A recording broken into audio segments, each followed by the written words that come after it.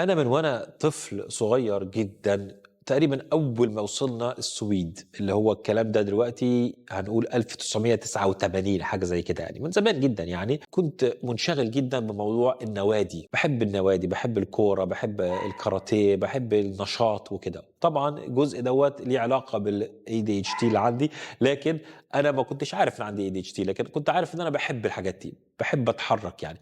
فلمّا رُحنا السويد أول حاجة تقريبًا بدأت أسأل عنها وأنا لسه طفل عن النوادي.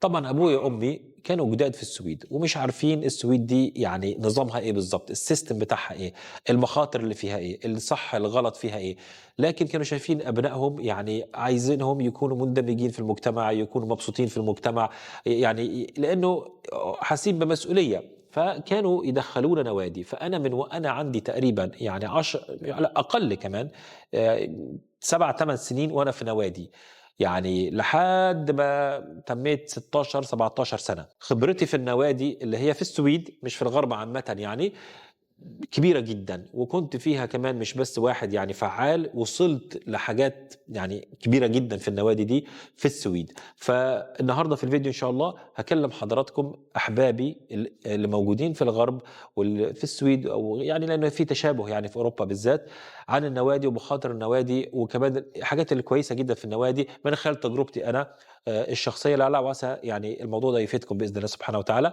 فخليكم معايا.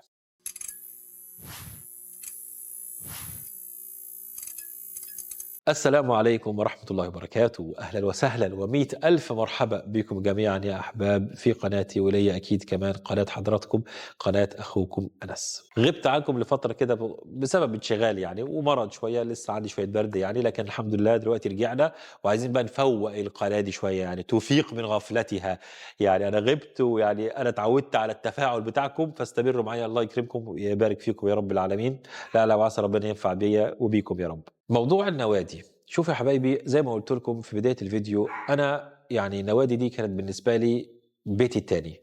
كل يوم كل يوم كنت يعني في نادي مختلف، ودخلت في كل أنواع النوادي، تيبل تنس، تنس عادي، كرة سلة، كرة قدم، كرة يد، سباحة، شوفوا أي حاجة فكروا فيها كده، أكروباتكس دخلت فيها جيمناستكس اللي بيتنططوا دول في الأولمبياد، بوكسينج، يعني كل حاجة. ADHD بقى، عايز أجرّب كل حاجة وأدخل في كل حاجة، وكنت بادخل أنا بنفسي في كل حاجة، وأعرف الكلام ده من خلال المدرسة. فمثلًا إيه، إنه في نادي حاطط كده ورقة على الحيطة إنه النادي ده يوم كذا وكذا بيتمرّنوا وببلاش، يعني الكلام ده كله في السويد ببلاش، يعني بتدفع حاجة كده رمزية جدًا، يمكن 100 كورونا أو $10 يعني أو حاجة زي كده، أو 10 يورو في السنة والّا حاجة زي كده يعني، وأحيانًا لو ما عندكش مش مهم، مش لازم تدفع يعني. فدي كانت حاجة جميلة جدًا يعني، كنت بادخل النوادي دي كلّها وعِشت فيها ووصلت لدرجات، يعني في كرة السلة مثلًا وكرة القدم وصلت يعني، كرة السلة وصلت خلاص لموضوع الnational team، ألعب بقى باسم السويد يعني، في كرة القدم اللي هو ما قبل الموضوع دوّة يعني، فكنت كمان يعني عايز أقول احتراف يعني، لكن يعني المهم يعني، فخبرتي عندي خبرة في الموضوع. فطبعًا وعندي ولاد، يعني كل ولادي مولودين في السويد، يعني أكبر ولادي داخل في 17 سنة، وأصغرهم 4 سنين، فولادي كلّهم مولودين في السويد، وإحنا بقى لنا سنة ونُص بس يعني خارج السويد دلوقتي في المغرب هنا، فأكيد طبعًا عندي خبرة بالنسبة ليهم هم كمان. أنا ولادي كلّهم ولا حد فيهم دخّلتهم نادي، بسبب اللي أنا مرّيت بيه وخبرتي أنا. طبعًا خبرتي شخصية، واخدين بالكم، ده مش معناه إن كل الناس لازم يحصل لهم ده وهيمرّوا بده، لكن في بعض الأمور لازم تحصل، في بعض الأمور لازم ابنك أو بنتك يشوفوها ويعيشوها، دي حاجة يعني إيه داخلة في الموضوع يعني. وفي بعض الأمور تجارب شخصية بيّا أنا، يعني باحكيها في قناتي هنا عادي يعني لأحبابي. شوفوا يا حبايبي، أنا هاحاول يعني أجمّع كده القصة دي كلّها علشان ما أطوّلش أوي في الفيديو يعني، في بعض النقاط. النقطة الأولى الإيجابيات. طبعًا الإيجابيات كتير جدًا، حاجة مهمة جدًا، يعني صحية جدًا، إن الواحد يتمرّن، يحرّك جسمه، يعني يختلط مع ناس، يدخل في تحديات، بيتعلّم أمور كتير جدًا، الواحد يكون قائد إزاي، ويكون يعني قوي، يكون صلب، يكون ذكي، على حسب بقى نوع الرياضة، نوع النادي وكده يعني. ففي أمور يعني إيجابيات كتير جدًا في الموضوع دوّة، والحمد لله يعني دي حاجة أنا يعني استفدت منها كتير في حياتي برضه يعني. السؤال، الايجابيات اكتر ولا السلبيات اكتر؟ ده مش السؤال الصح، لانه حتى لو الايجابيات اكتر، لو حاجه سلبيه واحده تقدر تدمر حياه الطفل ده، يبقى انا ما اقدرش اخاطر، لان هي فيها مخاطره. يعني في مثلا 1000 ايجابيه وحاجتين بس مش كويسين، لكن الحاجتين دول لو حصلوا هيدمروا حياه طفلك ده، مثلا يدخلوهم في مشاكل وكده، يتعلموا حاجات يعني تفسد عليهم كل الايجابيات دي. فاهمين قصدي؟ فده على حسب رؤيتك انت ورؤيتك انت في التربيه. انا رؤيتي انا وعزه في التربيه هو لا، احنا ما بنخاطرش صراحه، يعني احنا ما ندخلش في مخاطره بحياه ومستقبل وامن واستقرار واخلاق ودين ولادنا، ما ينفعش.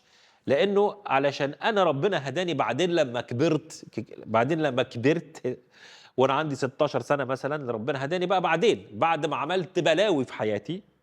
ما ده مش معناه ان ده كمان يعني جارانتي، يعني او يعني حاجه يعني ضمان هيحصل لابني او لبنتي، لا طبعا. فانا ما اقدرش خاطر.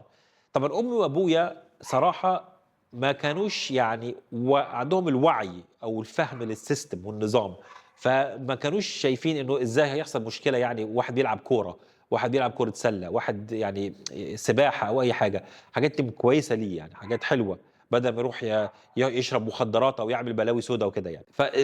ده موضوع الايجابيات، لان انا اقدر اتكلم في الايجابيات هيبقى الفيديو طويل جدا يعني.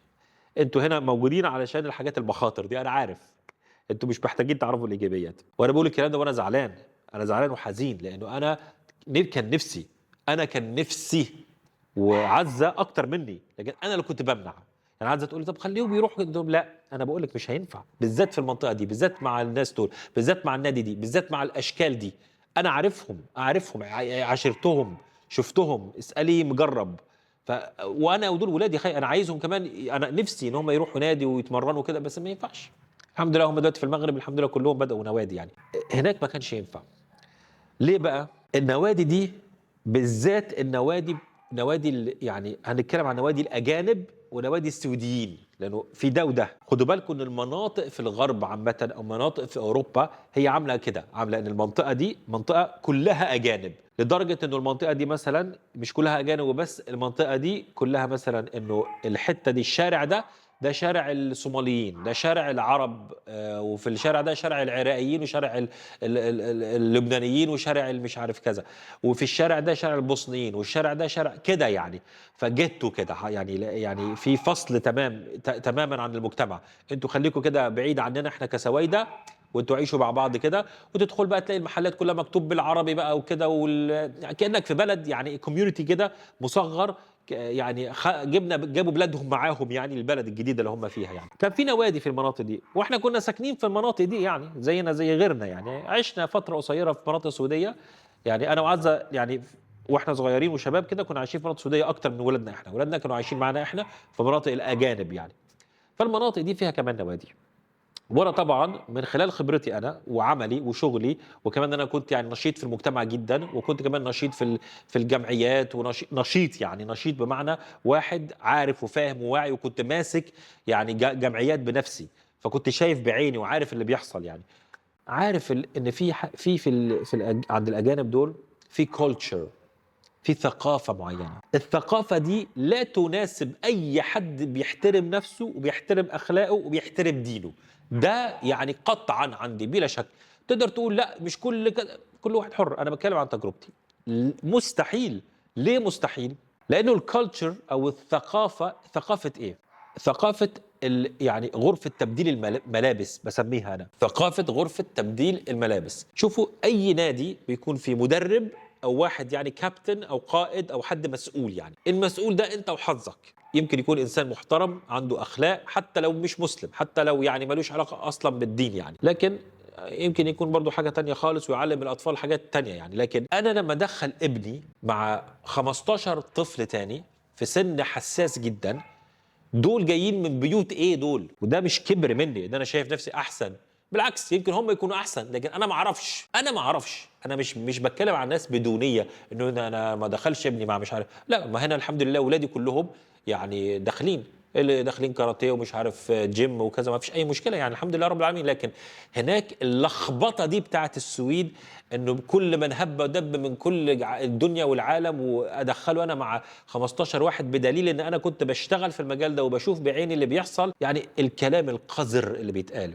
وطبعا انسوا بقى ان هم بيستحموا مع بعض عريانين والكلام ده اللي معروف يعني. لكن دي اقل مشكله، الكلام القذر ان بيعلموا كانه عارفين اللي بيدخلوا السجن مجرمين مع بعض، بيدخلوا السجن مع بعض ويقعدوا كده ايه يخططوا الاجرام مع بعض بعد ما يخرجوا من السجن كده شويه، يقعدوا كده يتكلموا ويفكروا ويخططوا للحفله الكذا، الديسكو الكذا، الكلوب الكذا، البت الكذا، اللي مش عارف ايه، والزنا وبيبيعوا مخدرات في البتاع ده. يجوا ناس كده شباب كده وصايع يدخل يديهم حاجات يعني حاجات يعني مخدره يعني.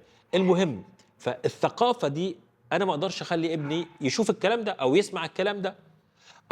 بيدخلوا فعلا بعدين في التمرين ويتمرنوا ويلعبوا ويضحكوا وكل حاجه، لكن الايجابيات دي هي هتكون الطاغيه عن ده، على حسب بقى، على حسب حضرتك او حضرتك، انتوا حرين. لكن انا مستحيل ادخل ولادي ثقافه غرفه تغيير الملابس دي. وبعدين كمان في نشاطات بقى خارجيه، النادي ده هنا بيتقابلوا فيه، بس في الشارع بقى هات تليفونك، هات رقمك، هات السناب شات، هات الكذا، ويشتغلوا مع بعض. حصلت مشاكل كبيره جدا، موضوع السناب شات وموضوع الانستجرام، وحصل مشاكل وصلت المحاكم بسبب يعني بعض الخلافات اللي حصلت، وبسبب فلوس وبسبب نصب وبسبب حاجات. وبدأ فين الموضوع؟ بدأ في النادي. فطيب احنا عايزين نصلح النادي، عايزين نظبط النادي، نعمل ايه؟ انا ماليش دعوه بالكلام ده، نظبط، انا مش يعني انا مش فاضي، انا عايز اربي ابني. دي اول نقطه، يعني نوادي الاجانب وثقافه يعني غرفه الملابس. وكان بيحصل فيها، انا اقدر اتكلم في تفاصيل زباله وتفاصيل يعني هتخليكم عايزين ترجعوا، لكن مش عايز اقول كل حاجه، لانه انتوا فاهمين يعني. هقول حاجه واحده مثلا، اللي بيتفوق في الموضوع ده، اللي بيتفوق في النادي. انا مثلا كنت متفوق جدا، المفروض التفوق ده بيجي مع حاجات ايجابيه، هو بيجي مع حاجات ايجابيه لكن بيجي مع مصايب تانية. بيروحوا بقى الكامب، اللي هو يعني في السويد بيسموه لاجر. الكامب يعني اللي هو معسكر، يعني معسكرات رياضه، معسكرات كذا، بيروحوا بقى يباتوا هناك يومين بالثلاثه وكده. شباب في كبار معاهم، لكن مين الكبار دول؟ هل دول ناس نفس ثقافتي انا، نفس اخلاقي انا، نفس فهمي انا للدين يعني لا طبعا، دول ناس يا غير مسلمين اصلا، يا عندهم ثقافه مختلفه تماما. فانا كنت اشوف مثلا شباب كتير جدا بياكلوا خنزير عادي خالص، ما فيش اي مشكله خلاص بقى يعني، وبيدخلوا بقى بالليل كده يقعدوا يقلعوا هدومهم ويعملوا حاجات غريبه مع بعض. والله العظيم انا ما بتكلمش كده عشان اخوف حد، ده اللي شفته بعيني. يعني الواحد ما كانش ينام في امان في المعسكرات دي، ينام كده ويستنى لحد ما كل الناس بتشخر، عشان بيجوا بالليل بيعملوا حاجات فيك وانت نايم. هزار يعني، اصل الشباب مع بعض ده هزار. والله انا عن نفسي يعني متاكد ان دي صدمات نفسيه بتحصل للاطفال، وبتأديهم لأمور نفسية تانية ومشاكل كبيرة جدا. عدم الإحساس بالأمان ومفيش حد خالص يعني عنده كنترول، يعني دي مشكلة كبيرة جدا. وطبعا بالذات لما يكون المعسكر مختلط، يعني مختلط بمعنى إيه؟ مش الولاد والبنات في نفس المكان بيناموا فيه، لكن في يعني معسكر البنات معسكر الولاد في نفس المنطقة يعني، وبيروحوا لبعض وبيحصل زيارات ليليه يعني. وانا ما بتكلمش على شباب عندهم 20 سنه، انا بتكلم على 13 14 15 وفي بعض الاحيان 11 و12. والنهارده مع السناب شات ومع السوشيال ميديا الموضوع بقى انيل بكثير، بيبعتوا لبعض اللوكيشن يعني المكان، ويروحوا يتقابلوا في حته في الغابه حاجات كده بقى.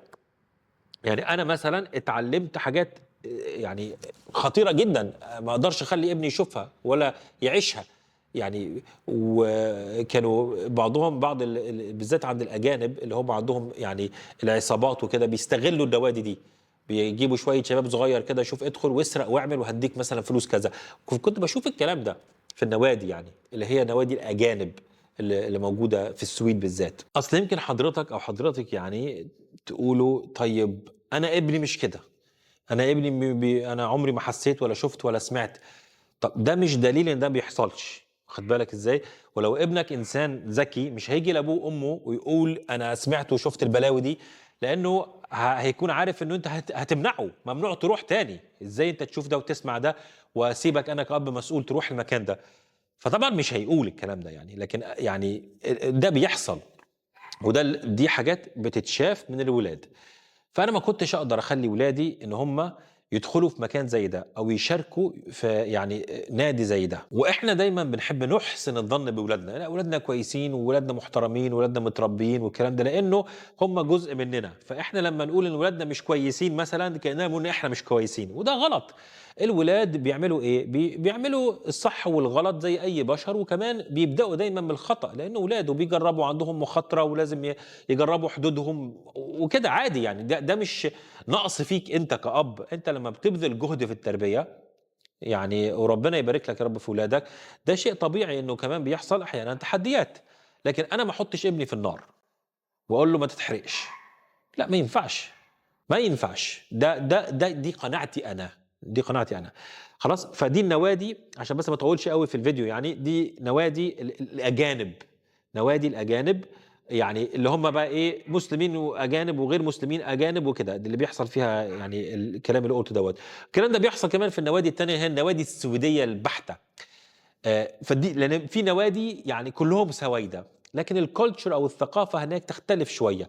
هم هناك يمكن بيهتموا أكتر ببعض بالرياضة نفسها ويعني بممارسة الرياضة نفسها يعني، غير النوادي الأجانب دي اللي بيحبّوا فيها يعني الصياعة والمسخرة والهبل والتخلُّف اللي بيحصل هناك والعصابات والإجرام اللي بيحصل في بعض النوادي وكده. هنا بقى يعني الثقافة اللي هي إيه، اللي فيها العقائدية بقى، الفكرية أكتر من الأخلاقية. يعني شوية، يعني الأخلاقية موجودة كمان لكن الثقافة ديّة العقائدية يعني، إنه إيه، الكلام بقى اللي بيتقال. أنت حُر في تفكيرك، حُر في تبديل جسمك، حُر في إن أنت تكون شاذ، حُر إن أنت تكون كذا، الأفكار دي. ه ه ز كإنّهم بيروحوا المدرسة اللي دايمًا مراقبة وعايزة تعرف الواد ده بيتضرب في البيت، بيتهزّق في البيت، وفي بقى العنصرية وفي التنمُّر وفي الأفكار المُسبقة وفي الحاجات دي بقى هناك. يعني أنا رُحت الكلام ده كمان. فأحيانًا بيكونوا محترمين جدًا معاك وكويسين ولطيفين معاك كطفل، كطفل. لكن ده مش معناه إنه يعني ابني في أمان مع الناس دول، ويعني أفكاره يعني مش هتتأثّر بأفكارهم. وكمان نظرته للحياة ونظرته للمستقبل والكلام ده كله، يعني هو الوحيد اللي بياكلش مثلًا خنزير، هو الوحيد اللي لازم يستحمى لوحده وما يستحماش مع حد تاني. وأنا أثق إن هو يقدر يعني يبقى قوي ويعني يعمل ده وهو لسه صغير أوي كده، يعني في سن المراهقة أو قبل المراهقة كمان. يعني دي حاجة صعبة، غير لمّا يكون مثلًا 18 سنة، 19 سنة ويعني عنده شخصية وفاهم نَفْسه وبيحترم نَفْسه، يعني وخلاص بنى يعني بعض الأفكار والعقيدة اللي عنده قوية. يعني هو اللي يمكن يدخل هو يمسك الموضوع كُلّه كمان، يبقى هو القائد في القصة دي. لكن لمّا يكون صغير أوي كده، يعني اللي هو لحد 15، 16 سنة، يعني صعب ما يتأثّرش بالكلام ده. لكن خطوة، خطوة كده الواحد يعني بيضعف، بيتكسف، يعني بيكون كده حاسس إن هو منبوذ. يعني أنا استحميت يعني لكن يعني مغطّي نَفْسي شوية، لكن إيه أهو مش يعني بالراحة، هي كده خطوات الشيطان يعني من الآخر كده يعني. وده شيء طبيعي هو طفل عيّل يعني ما عايز يندمج معاهم، عايز يحس إن هو يعني واحد مع الفريق يعني، واخدين بالكم؟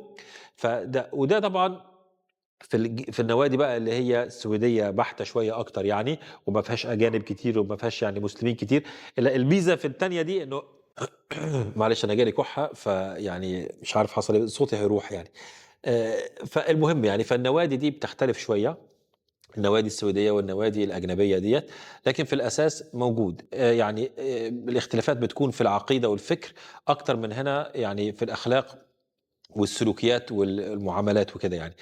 لكن الاتنين للأسف الشديد المخاطرة فيها كبيرة جدًا. فأنا عن نفسي ما كنتش باخلّي ولادي يروحوا النوادي دي، وكنت باقول المدرسة كانت بتسأل، أنت ولادك طبعًا بيسألوا بشَك، بيشكّوا فيك، لإنه دي حاجة جزء كبير جدًا من المجتمع السويدي الاشتراك في النوادي. فكانوا يسألوا يعني طَب يعني ولادك أنا شايفهم بيروحوش النوادي، هو في حاجة الكلام ده إن إيه أنت بيشكّوا فيك يعني، هنتصل بالسوسيال والّا كده، الكلام ده اللي هو هيؤدي لده يعني. كنت أقول لهم، قُلت لهم: "مستحيل طبعًا أنتِ تحطّي ابنِك في نادي بيعملوا كذا، كذا فيه، أنت تحط ابنك أو بنتك في نادي بيقولوا كذا وبيعملوا كذا." يقول: "لأ، بس مش كل النوادي." لأ، طيب النوادي اللي عندنا إحنا كده. ما في باكون صريح معاهم يعني وجريء يعني، لإنه أنا عارف اللي بيحصل وفاهمه وعايشه، وكمان كنت مسؤول في الموضوع. فما كنتش باخاف من الكلام ده. لكن القصد يا حبايبي إنه أنتم دلوقتي مثلًا طب نعمل إيه؟ تحبسهم في البيت يعني ما يخرجوش؟ ايه ده، ما ينفعش كده. شوفوا، هدي نفسكم كده شويه. انا هقول لكم انا عملت ايه. انا وعزه احنا كنا فاهمين وواعيين ان احنا عايشين في مجتمع ده دينه واخلاقه مش زي ديننا واخلاقنا. احنا فاهمين وواعيين احنا مش هنجبر المجتمع اللي احنا عايشين فيه ان هو يتماشى مع مزاجنا احنا. مش هينفع اصلا، حتى لو حاولنا هندخل في حرب وهنتاذى في الاخر ونأذي ولادنا معانا. فاحنا كنا فاهمين ده، فبنتعامل من خلال الاسلوب ده. لانه في بعض المسلمين وبعض الاجانب بيتعاملوا في المجتمعات ديت انه لا انا حقي. يا حبيبي حقك وكل حاجه ده على الورق، بس خليك واقعي. خليك واقعي في الواقع. ولا في حق ولا في نيلة ولا في حقوق ولا الكلام ده كله، كلام ده بطيخ. كلام ده كلام كده حلو بيتقال بس كده علشان بعض الناس يقولوا يا اوروبا والسويد لكن اول ما تدخل في المعمعة ولا في حق ولا في نيلة، مفيش حد بيعبرك. انا عن نفسي كنت بدخل حرب معاهم علشان ولادي ما يسمعوش الشتايم، ما يشوفوش الاخلاق البذيئه، ولا حاجه بتحصل ولا هم معبرين اصلا. بالذات الاجانب منبوذين جدا. وفي المجتمعات السويديه البحته اللي بيدخلوش فيها اجانب اصلا تقريبا، يعني مش عايزيننا اصلا وعايزين يشوفوا وشنا. المجتمعات ديت لما ابنك يدخل فيها يتشرب بقى البلاوي والعقائد والافكار الموجوده هناك ويكون جزء منهم خلاص يعني، او يعني تدخل بقى في مشاكل 24 ساعه. انا تقاليدي، انا ديني، انا اخلاقي، انا كذا. يقول لك لا احنا هنا في السويد يا تبقى سويدي يا مع السلامه كده. الموضوع النهارده بقى صعب صعب. فانا عن نفسي انا وعزه كنا فاهمين ده، فبنتعامل بالاسلوب ده مع الناس دول، يعني انه احنا مش داخلين حرب. احنا عايزين نربي، عايزين نطلع انسان محترم بيحترم نفسه ويحترم غيره. هنطلع انسان محترم يحترم نفسه وغيره في المعارك دي ليه ان شاء الله يعني. فكنا بنعمل حاجات عمليه. كنا بنعمل جداول لاولادنا، والجداول ديت كنا بنمليها بالنشاطات. طبعا الموضوع كان متعب وبياخد وقت وجهد وفلوس. يعني احنا كنا مثلا نقدر نحوش فلوس، ما عندكوش فكره قد ايه كنا بنشتغل وبنتعب جدا انا وعزه، وكان دخلنا بيوصل يعني دخل عالي جدا الحمد لله. لكن كل فلوسنا كانت بتروح لنشاطات ولادنا. نشتري لهم حاجات نتنشط بيها في البيت، نخرج سفريات مع بعض، نعمل نشاطات في الخارج يعني كده سفر على طول يكون في وجدول مستمر. جدول روحي، جدول عقلي، جدول بدني، لانه دول الثلاث حاجات اللي هم محتاجينها وعلى حسب عمرهم وكده هو. فده اللي كنا بنعمله. بنبذل جهد كبير جدا يعني من وهم اطفال صغيرين عشان ما يحسوش باي نقص في حاجه. وبرغم كده طبعا بيحصل انه يعني بيختلطوش بقى يعني زي الولاد التانيين، يعني بكل الناس 24 ساعه في كل حته في النوادي وفي الشارع. يعني مثلا ولادنا ما كناش بنخرجهم يلعبوا في الشارع لوحدهم كده مع العيال في الشارع، بالذات في المناطق الاجانب دي. انا لحد دلوقتي ما بفهمش يعني ازاي الاباء بيعملوا القصه دي. اخرج العب يا حبيبي، يقعد بقى للساعه 8 9 10 بالليل يلعب في الشارع ويجي يدخل بس ياكل ويخرج تاني. انا عشت كده لفتره معينه في شبابي. يعني حاجات بيشوفوا بلاوي، بيتعلموا حاجات وحشه جدا. الشارع ده بيربي، على فكره الشارع بيربي لكن تربيه وحشه. يعني لانه ما فيش طفل مش متربي، كل الناس متربيه، لكن في ناس متربيه صح، متربيه غلط، متربيه وحش، متربيه حلو كده يعني. ف انا يعني وعزه كنا مركزين جدا في الجداول دي، وكانت بتساعدنا كتير. في بعض الاحيان كان الموضوع بيبقى مثلا بيجوا يسالونا يكلمونا، مثلا انا عايز اتمرن كده، انا عايز اعمل كده، نحاول نكلمهم نحاورهم نفهمهم. لكن شوفوا احنا بنينا، وده مهم جدا. يعني احنا مثلا ولادنا لما نيجي نكلمهم بعدين لما يجي يسالونا عن موضوع النادي واقول لهم انا اصل شوف حبيبي في النادي ده بيعملوا كذا كذا كذا كذا، هو بيكون قرفان برغم ان هو يكون عايز، هو نفسه وبيصعب عليا والله. لكن انا كنت اعمل ايه انا وعزه بقى ايه؟ نبدا نخطط ونفكر ازاي ربنا يجعل لنا مخرج ونقدم لهم اللي هم عايزينه ده. والحمد لله ربنا يسر اهو بفضله وكرمه، وجينا هنا على بلد مسلم جميل المغرب الحبيب. ودلوقتي الحمد لله اللي في كاراتيه وفي الجيم واللي عايز اسمه إيه ده ركوب الخيل والحاجات دي اللي عايزينه بقى. وفي منهم مش عايز اصلا، في منهم عايز يروح المعسكرات بتاعه البرمجه والكمبيوتر والساينس والحاجات دي، هو حر بقى. يعني انا مثلا مالك ابني في السويد كان عايز يروح معسكر البرمجه ده، قلت له ما ينفعش حبيبي، ده كذا يوم لوحدك مع بنات واولاد وكده وانت شاب ومش عارف كده. قعدت اكلمه وافهمه، لكن كان نفسي اوديه لانه كده يعني الواد عنده قدرات حلوه ويقدر يعني يتطور جدا. لكن انا ايه اهم عندي؟ ان يطلع اينشتاين وعنده ذكاء يعني فظيع وملحد مثلا. تقول لي انت ملحد، انت تهزر، انت هو قوي كده، هو يقعد يومين ثلاثه مع العيال يتعلم شويه حاجات. لا يا حبيبي شوف، إحنا بنبني، الطفل ده بيتشرّب، الشاب بيتشرّب، ويعني في واحدة قدرت تلحس دماغه يلاقي نفسه في حاجة تانية خالص، زي ما حصل لشباب مسلم كتير جدًا، شاف واحدة واتلحس دماغه وألحد وساب دينه وكده، وبعدين يقول لك أنا ندمت بعد 10 سنين و3 عيال وعاش في زنا طول حياته، إيه يعني خلّينا، أنا باحب أكون صريح وواقعي. موضوع إن أكون يعني الحقوق والنشاط والكلام ده جميل جدًا، لكن في واقع ولازم نعيشه ولازم يعني نعمل الصح فيه. فإحنا في الآخر الحمد لله خدنا قرار وجينا هنا، بدأنا دلوقتي الحمد لله مبسوطين أهو. لكن الفترة اللي عشناها في السويد لأ، ما كناش ندخّلهم نوادي، ولا يعني كنا نخلّيهم يخرجوا يلعبوا في الشارع مع العيال والكلام ده كلّه، إحنا كنا دي هم مسؤوليتنا إحنا، وعملنا المستحيل عشان يعني الحمد لله وربنا يعني شاف ده فينا وبارك لنا ويسّر لنا أمور لمّا جينا هنا المغرب، وجينا المغرب بدون أي فلوس وبدون أي حاجة، وبرضه ربنا بارك لنا ويسّر لنا، بدليل إنه يعني الواحد لمّا فعلًا بيتعب في فترة ومش شايف التعب ده ومش حاسس بيه إلا بعدين، لإنه الواحد بيتعب ويعني مش عارف إيه اللي هيحصل، لكن ربنا معاك، ربنا معاك وبييسّر أمورك. ربنا يحفظ ولادكم يا رب وولادنا ويبارك فيهم يا رب ويجعلهم ذرية صالحة. أسأل الله إنه الفيديو ده يكون نفعكم وساعدكم، ولو عندكم أي سؤال أو استفسار اكتبوا وعلقوا ويعني وادخلوا عندي على الإنستجرام إن شاء الله، أنا باعمل كده أسئلة وأجيبها أحيانًا، وشرفوني هناك كمان إن شاء الله. باحبكم جدًا، جدًا في الله، وشكرًا جزيلًا ليكم على حسن استماعكم، ونراكم في الفيديو القادم إن شاء الله. السلام عليكم ورحمة الله وبركاته.